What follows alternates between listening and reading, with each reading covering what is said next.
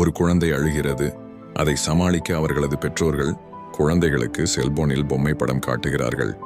உடனே குழந்தை அழுவதை நிறுத்திவிட்டு செல்போனில் தெரியும் பொம்மை படத்தை ஆனந்தமாக பார்க்கிறது. உடனே பெற்றோர் நிம்மதி அடைகிறார்கள். அதன் பிறகு குழந்தை அழும்போதெல்லாம் இப்படியே செய்கிறார்கள்.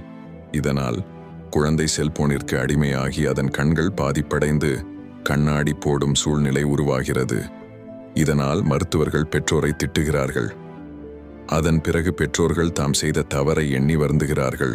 பிறகு குழந்தைக்கு செல்போன் கொடுப்பதை தவிர்த்து குழந்தை அழும்போது வீட்டிற்கு வெளியே அழைத்து வந்து வேடிக்கை காட்டுவது, குழந்தையிடம் விளையாடுவது போன்று செய்தார்கள்.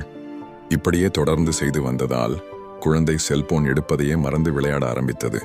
இப்போது குழந்தையின் கண்களும் கண்ணாடி போடாமலேயே நன்றாக தெரிய ஆரம்பித்தது.